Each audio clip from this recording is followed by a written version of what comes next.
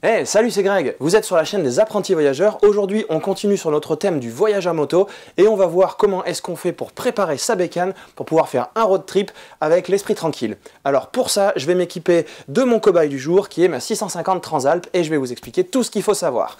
Pensez bien à vous abonner à la chaîne et pensez à cliquer sur la petite cloche pour activer les notifications. Comme ça, vous pourrez savoir quand vont sortir les autres épisodes sur le même thème du voyage à moto. Allez, sortez les clés de 12 et la dynamométrique, on est parti.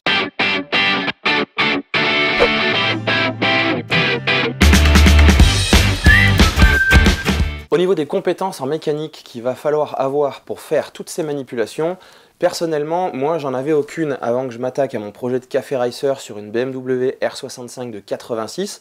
Cette moto, je l'ai complètement désossée et j'ai restauré une très grande partie, dont une partie du moteur. J'ai pas trouvé ça très difficile parce que j'étais aidé d'une RMT, c'est la revue moto technique, c'est quelque chose que vous devez absolument avoir. Et puis avec les forums et les vidéos internet, j'ai réussi à le faire. Donc je préfère faire tout moi-même. Déjà, ça réduit grandement le budget. Vous savez que sur cette chaîne, je priorise beaucoup le voyage à petit budget. Donc faites-le que si vous vous en sentez capable. Il ne s'agit pas de tout foutre en l'air et ensuite d'aller chez un mécano avec la moto à moitié désossée en expliquant que vous êtes perdu et que vous ne savez plus avancer. Alors comme je vous le disais, première chose à faire, il vous faut absolument une revue moto technique. C'est un document, un livre en fait, qui va détailler toute votre moto avec tout l'entretien, avec tout le démontage, avec tout ce qu'il faut, les valeurs, les cotes, les coupes de serrage, tout est dedans. Donc moi ce que j'ai fait, c'est que j'ai scanné la mienne, je l'ai photocopiée, je me suis fait un double en papier qui peut être facilement taché. Petite précision, pour tous travaux que vous allez faire sur une moto, une des pires choses que vous puissiez faire, si ce n'est remonter les choses à l'envers ou n'importe comment, faire des courjus, etc. c'est foirer des boulons. Et il y a des boulons, si on les foire, on est vraiment dans la merde.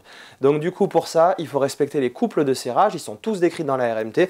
Et pour ça, on va utiliser une clé dynamométrique. Même si ça coûte un peu de sous, c'est un élément essentiel à avoir quand vous allez bricoler vous-même votre bécane. Alors premièrement, il y a une chose qu'il faut enlever, c'est la première partie, c'est le pare-brise. Alors le pare-brise sur la 650, moi le mien il est là, il tient avec 4 vis qui sont tout simplement à dévisser avec un tournevis. On les trouve les vis ici sur le devant de la tête de fourche, c'est extrêmement simple. On va passer sur le démontage qui suit le pare-brise et c'est le contour du compteur. Il est facile à démonter, là il y a une erreur sur la RMT pour la 650. Ils disent qu'il y a 4 vis à défaire. Moi, j'en ai trouvé 2 qui étaient de chaque côté du compteur. Et ensuite, j'avais 4 fixations, 2 de chaque côté. Ce sont des clips rapides. Il y en avait sur le dessus et sur le côté. Et ils permettent de faire tenir le contour de compteur sur la tête de fourche. Donc ça, c'est très facile à enlever. Ça se défait par le dessus. Et ensuite, on va pouvoir passer à l'étape suivante. Alors l'étape d'après, c'est le démontage de la grille qui est sous le radiateur. C'est cette petite grille qui tient simplement avec 4 petites attaches rapides qui sont faciles à défaire en plastique. Et elle tient aussi parce qu'elle a des découpes ici avec des ergots qui viennent se coincer dans la tête de fourche. Donc au démontage, il ne faudra pas hésiter à se servir soit de la souplesse du plastique pour pouvoir le sortir, et ça ne casse pas, enfin moi j'ai pas eu de problème. Et pour le remettre, ce sera un peu pareil, il faudra bien veiller à faire en sorte que la tête de fourche re-rentre dans ces 2 petits ergots.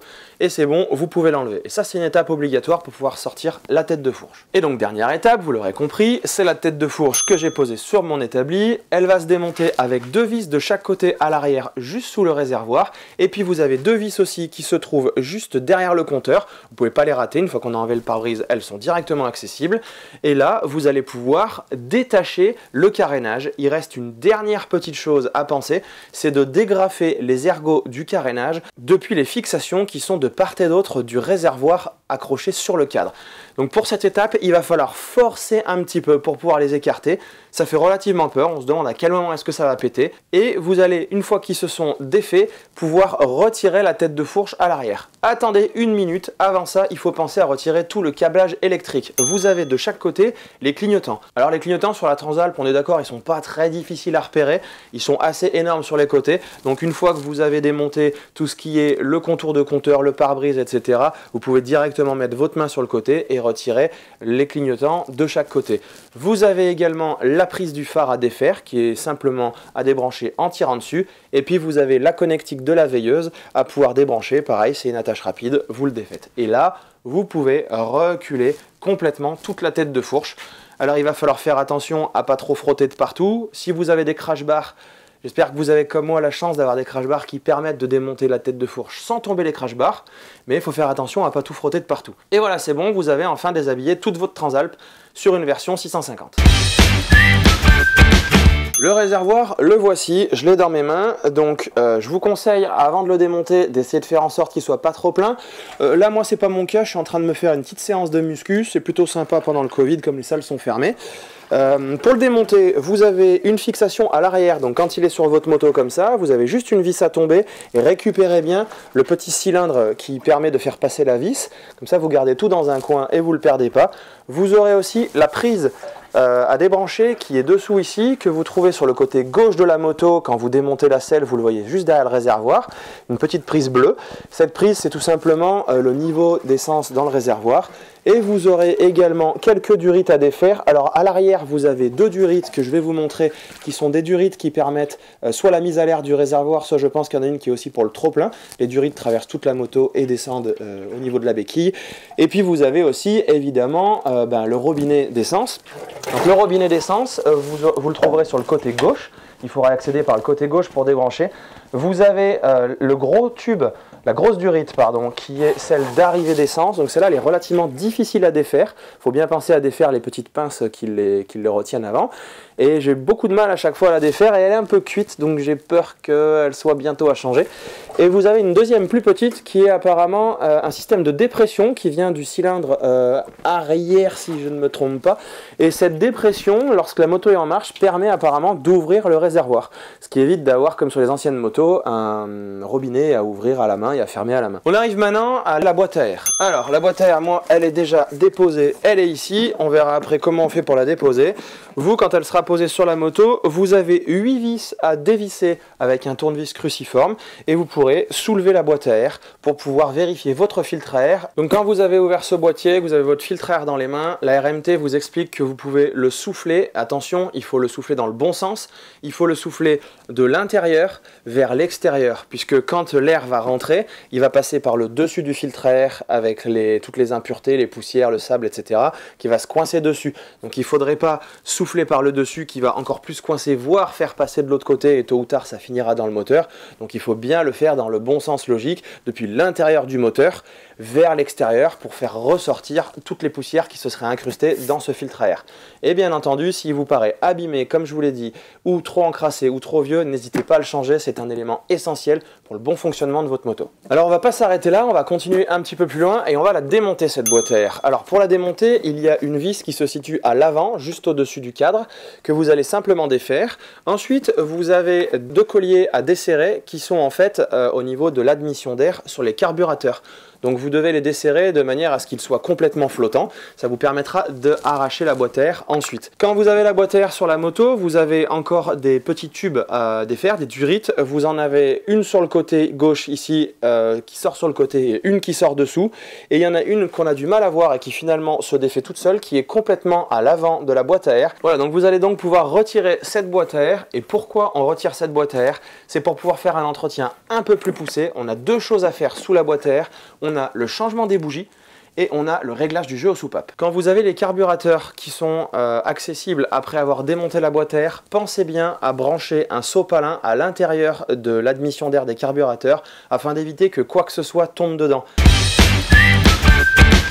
Un autre petit point qu'il faut vérifier, qui est quelque chose de très simple, c'est l'état de votre câble d'embrayage. Alors le mien, j'ai même pas voulu vérifier son état, je trouvais que la poignée était extrêmement dure. Une des causes probables de ce problème, c'est tout simplement qu'il peut être très fatigué. Moi la moto a 42 000, je ne sais pas s'il a été changé ou pas. Dans la RMT, ils expliquent que quand ça devient dur, on change. Je me suis pas embêté, sur Wimoto, on le trouve à une dizaine d'euros. Donc du coup, avec toutes mes pièces pour faire ma grosse révision, j'ai commandé mon câble d'embrayage. Alors pour démonter le câble d'embrayage, c'est très simple. On donne un maximum de jeu à la poignée, donc j'ai dû dévisser le protège-main avant parce que sinon je ne pouvais pas accéder par dessous et faire sortir le câble. Donc une fois qu'on a pu le protège-main, on retire un petit peu ce cache, on donne ici le maximum de jeu, c'est-à-dire qu'on resserre tout à fond pour détendre le câble. Ensuite on fait exactement la même chose ici au niveau de l'embrayage. Il faut sur ces vis là donner du jeu pour pouvoir le sortir ici et puis le débrancher ici. Au préalable vous avez un petit pare-chaleur ici qu'il faut défaire. Les vis m'ont été en très mauvais état et celle-là a eu la bonne idée de péter, sa tête s'est arrachée, donc j'ai dû la repercer et forcément j'ai abîmé un peu les filetages, donc il va falloir que je les reprenne pour pouvoir remettre mon pare-chaleur correctement. Voilà, quand vous avez pu le sortir là et là, au niveau du guidon, eh bien c'est très facile à défaire. Il vous suffit d'aligner ici les deux traits avec tous les traits ici, toute la ligne, toute la gorge, et puis vous allez pouvoir le descendre par dessous et vous le descendez par en bas. Pour le sortir par derrière en tirant sur la partie côté embrayage. Attention, vérifiez bien avant son passage. Moi j'ai fait des photos pour vérifier où est-ce qu'il passait, parce qu'un câble d'embrayage qui fait des coudes, de mauvais coudes, est un câble d'embrayage qui va être dur et qui va s'abîmer. Donc veillez bien à le faire passer avec de belles courbes et à le faire repasser là où il était si évidemment il n'avait pas été modifié. Bien évidemment, je ne vais pas m'attarder sur le sujet, mais vous allez vérifier l'état de vos pneumatiques. Mes pneumatiques qui étaient directement sur cette moto quand je l'ai acheté d'occasion ne semblent pas en mauvais état. Par contre, ils ont une date de fabrication qui est un petit peu âgée et je trouve qu'ils sont un peu craquelés par endroits. Donc je ne suis pas très confiant, même s'il y a une chambre à air dedans, je vais les changer et je vais passer sur des pneus peut-être un peu plus polyvalents. Alors pour savoir quelle est l'année de fabrication sur le pneu, il y a sur le flanc d'un côté du pneu un nombre à 4 chiffres qui est entouré comme celui-ci, et il faut savoir que les deux premiers c'est le numéro de la semaine et les deux derniers c'est l'année. Donc en gros les miens ils sont de la 30e semaine de l'année 2017 et ça me semble un petit peu ancien pour avoir l'esprit tranquille, donc je vais les changer. Évidemment vous allez aussi vérifier l'état de vos plaquettes de frein. Donc moi sur les miennes elles sont relativement bonnes. Quand vous vous montez par le côté vous arrivez à voir les rainures. Hop, par ici, vous arrivez à voir s'il reste de la garniture. Donc les miennes sont bonnes, je ne vais pas les toucher. Un élément que vous pouvez contrôler aussi, c'est l'état de vos durites. Alors moi, pour des raisons de simplicité et pour pouvoir mettre un guidon haut, j'avais pas assez de mou sur les durites, donc j'ai viré tout le système en cuivre et j'ai installé des durites aviation. Donc les durites aviation, on en trouve plusieurs sur internet. Moi j'ai un site que je peux vous recommander qui vous les fait sur mesure. Vous pouvez commander chez eux en toute tranquillité et ça me permet d'avoir maintenant un freinage qui est beaucoup mieux. J'avais une poignée qui était bien trop molle, donc j'ai pu faire passer tout mon système avec mes mesures et je vais directement du maître cylindre jusqu'aux étriers sans passer par tous les renvois qu'il y avait avant. Le jeu aux soupapes, c'est une intervention qui est un petit peu plus technique. Alors sur la Transalp, vous avez une soupape pour l'échappement et 2 soupapes pour l'admission. Pareil sur chaque cylindre, donc ça fait 6 jeux aux soupapes à contrôler. Vous n'avez pas besoin de défaire complètement le couvre-culbuteur, qui serait assez compliqué parce qu'il y a pas mal de câbles au milieu, il faudrait tout débrancher. Non, vous avez des trappes d'accès qui vous donnent accès juste au culbuteur et à la soupape qui vous intéresse. Donc du coup, c'est ce qu'on va faire et c'est ce qu'on va regarder ensemble. Donc, voilà comment se présente la Transalp 650 vue du dessus quand on a débranché toute la boîte à air. Ici, nous sommes côté carburateur avant, donc on va pouvoir régler le jeu aux soupapes d'admission. Petite précision, pour pouvoir accéder facilement au réglage des soupapes d'admission, vous allez devoir débrancher ce tuyau qui passait par ici et qui allait se brancher juste là. Voilà, comme ça, là-dedans, ici, en pensant bien à défaire et remettre le circlips avant. Et si vous n'enlevez pas ce tuyau, vous pourrez tout simplement pas accéder à la trappe qui est juste là. Et si je continue sur l'avant, on va du coup devoir donner du jeu au radiateur juste ici en défaisant 1, 2 et 3 vis pour pouvoir le reculer un petit peu. Et on voit apparaître derrière ici, là, la trappe d'accès pour le jeu de la soupape d'échappement du cylindre avant. Alors je vous avoue que c'est pas une partie de plaisir, notamment pour aller chercher la vis qui est tout là-bas derrière. On arrive à passer les doigts, faites attention, on se râpe vite les doigts et on ne peut pas forcément mettre des gants, sinon on ne sent plus rien. Donc pour le réglage du jeu aux soupapes, vous allez, comme je vous l'ai dit, avoir besoin de la revue mototechnique pour avoir les bonnes cotes et vous allez aussi avoir besoin d'un jeu de cale. Alors un jeu de cale on en trouve de partout, sur les sites accessoiristes de moto et ça va tout simplement vous permettre de vérifier quelle cale vous pouvez passer entre la soupape et le culbuteur. Quand vous allez régler votre jeu aux soupapes, il faut faire attention que la position de chaque piston dans chaque cylindre soit la bonne. Et c'est ce qu'on appelle le point mort haut. Pour cela, vous allez devoir défaire ici les deux grosses trappes de visite que vous avez pour faire tourner le moteur à la main. Alors, pour ça, c'est très simple. Donc ici, vous avez besoin d'une clé de 17. Attention, on fait tourner dans le sens inverse des aiguilles d'une montre. Je ne sais pas pourquoi, mais c'est marqué en gros, en gras, de partout. Et ici, à cet endroit, vous avez une petite lucarne qui vous permet de voir à l'intérieur une inscription. Ici, on voit par exemple qu'elle est sur FT. F pour front et T pour je ne sais pas quoi. Attention, il y a F tout court et T tout court. Il faut bien FT. FT veut dire que pour le cylindre avant, je peux régler mon jeu aux soupapes. Ensuite, quand il sera fait, il faudra que je refasse tourner un peu le moteur dans le sens inverse des aiguilles d'une montre pour voir RT. RT pour l'arrière. Et donc ça veut dire que je pourrai régler le jeu aux soupapes du cylindre arrière. Pour être un petit peu sûr qu'on soit en bonne position, bon normalement si on a mis le bon repère dans la lucarne, il n'y a pas de souci. Ce que vous pouvez faire, c'est vérifier que quand vous bougez un petit peu à la main les culbuteurs au-dessus des soupapes, vous avez le petit jeu, vous voyez que les trois culbuteurs au-dessus des soupapes sont un peu libres. Et ça veut dire que vous pouvez donc régler votre jeu. Faites bien attention à ça, c'est la partie la plus touchy. Ça, et puis quand on resserre la vis de serrage, le contre-écrou, je vous montrerai tout à l'heure, il faut faire attention à ne pas serrer comme une brute, il faut respecter les préconisations, sinon si vous foirez ça, vous êtes dans la merde. Alors rapidement, un peu de théorie pour savoir ce qu'on va faire. Le jeu aux soupapes, c'est tout simplement l'écart qu'il va y avoir, le petit jeu fonctionnel, entre le cul de la soupape et le culbuteur. Le culbuteur va avoir un petit doigt qui va permettre de pousser la soupape pour ouvrir ou fermer soit les échappements, soit l'admission. Et en fait, quand le moteur va chauffer, le métal va se détendre en chauffant et on va avoir éventuellement le cul de la soupape qui va être en contact avec le culbuteur. Et ça, c'est quelque chose qu'on veut pas parce que soit ça va péter, soit ça va empêcher la soupape de se refermer complètement. Donc on va avoir un moteur qui n'est plus étanche et on va avoir des fuites. Pour éviter ça, on règle donc le jeu aux soupapes et on va respecter la règle qui est donnée dans la RMT et qui est différente pour chaque moto. Alors pour faire ça, on va utiliser aussi un jeu de cales qu'on peut trouver un peu de partout sur internet ou dans les magasins de mécanique.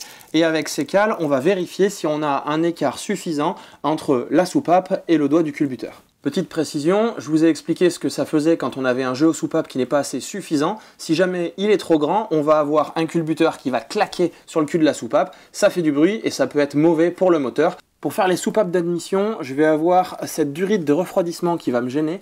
Donc je vais essayer de la pousser un petit peu pour pouvoir avoir accès et faire mon jeu aux soupapes tranquillement. Allez, c'est parti, des petites clés de 8 et on va faire sauter les deux boulons qu'il y a sur le premier cache pour pouvoir accéder. Une fois que j'ai dévissé les premières vis, je les enlève et je les mets de côté avant d'enlever la trappe, ça évite de les faire tomber par mégarde à l'intérieur des culbuteurs. Alors on va maintenant pouvoir enlever le premier cache du côté injection. Généralement il ne vient pas tout seul, donc on va essayer de faire levier pour le faire sortir tranquillement. Attention à ne pas marquer le métal et à ne pas abîmer.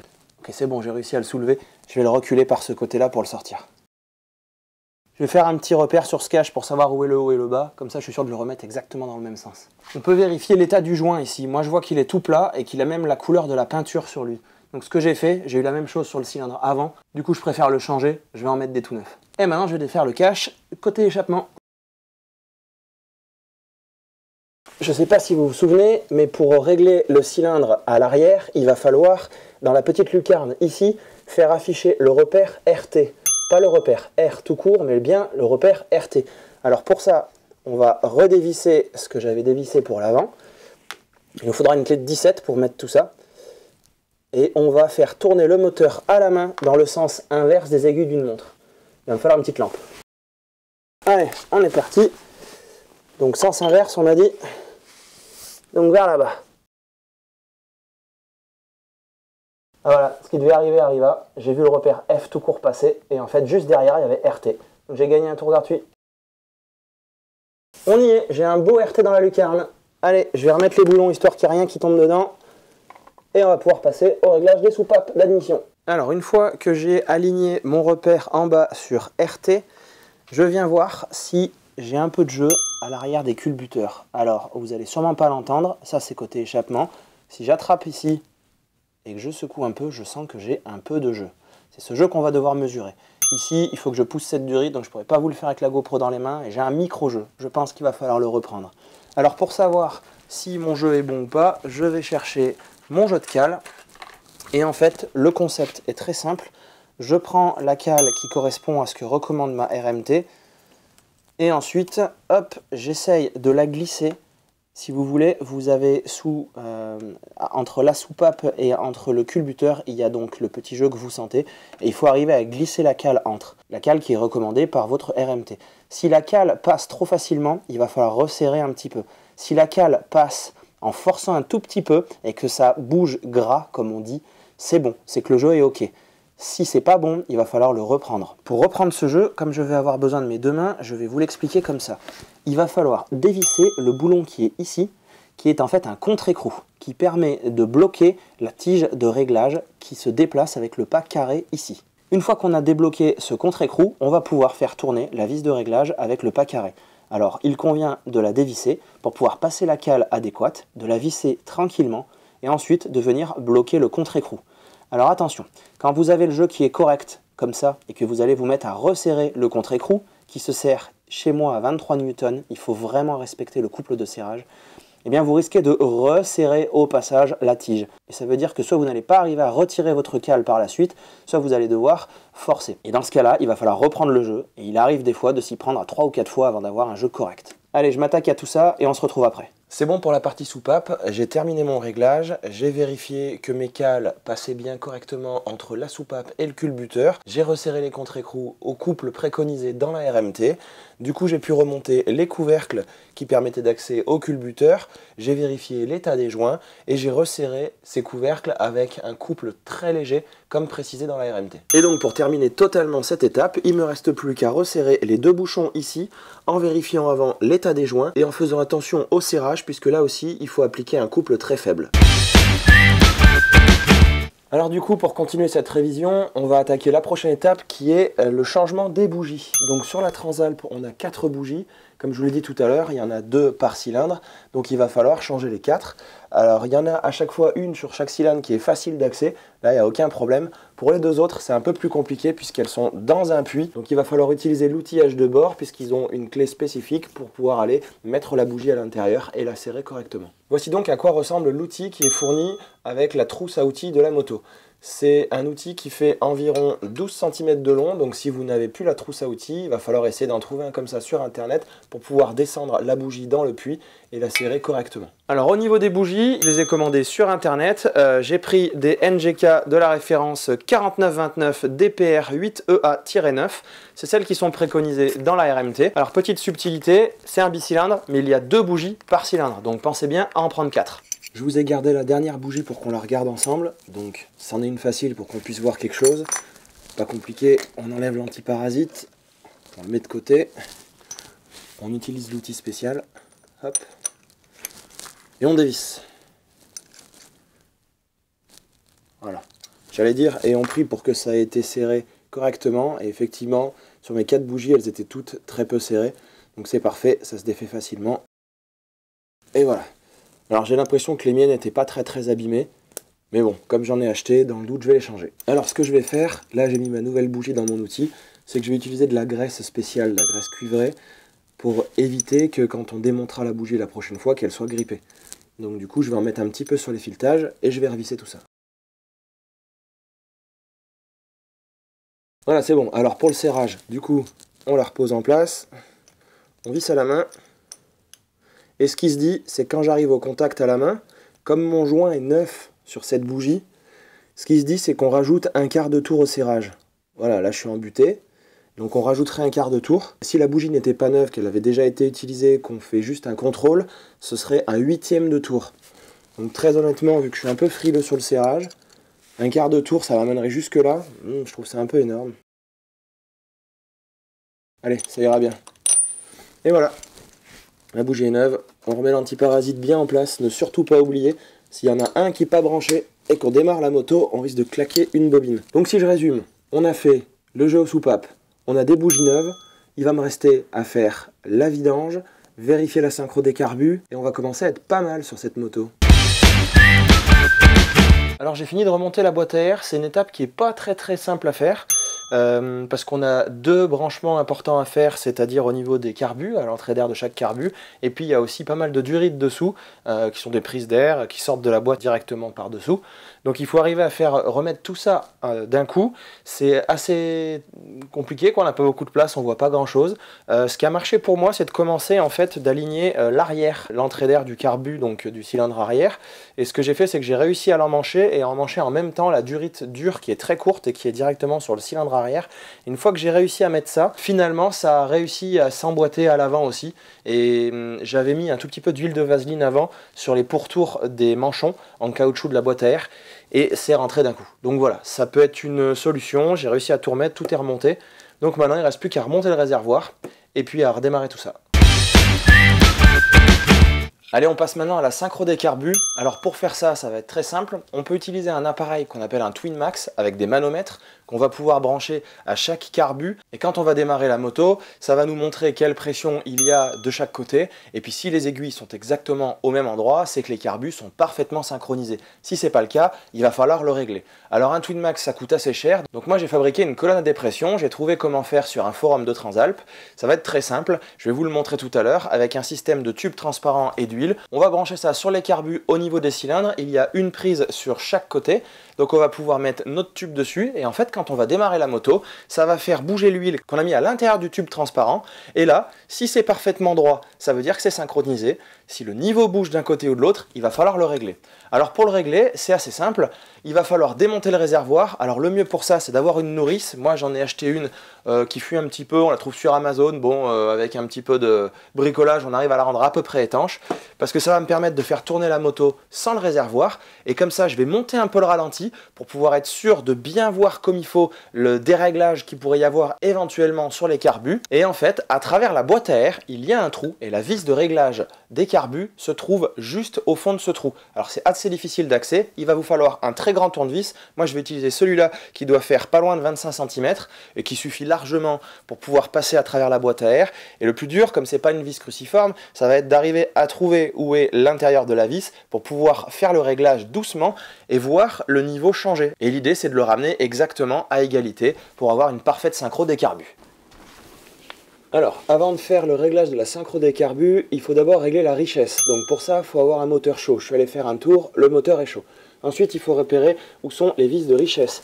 Donc sur une Transalp 650, il y en a évidemment deux, une de chaque côté sur les carbus. Alors celle à droite, elle n'est pas facile à voir, elle est là, elle est cachée derrière ce boîtier, elle est juste ici. Moi j'ai fait un petit point de repère pour voir où est-ce qu'elle était. Et puis de l'autre côté, on va trouver exactement la même chose. Et c'est juste ici qu'on va la trouver, et j'ai fait aussi un petit point pour savoir où elle est.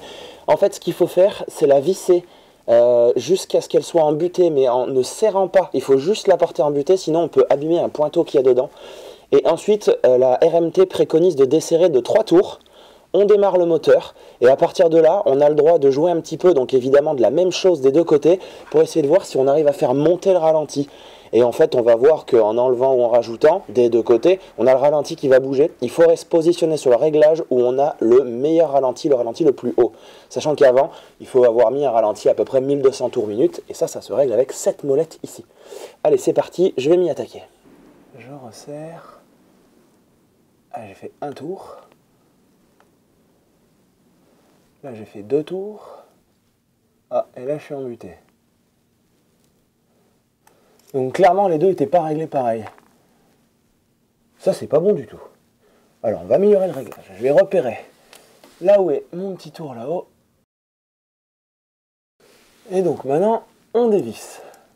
De 1, on dévisse.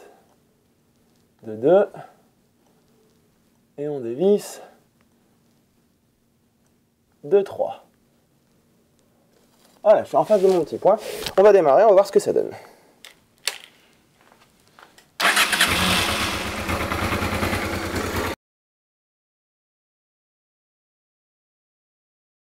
Bon, je m'aperçois qu'avec le réglage de base, en dévissant d'un quart, je suis monté un petit peu au niveau des tours, donc on va dire que c'est pas mal.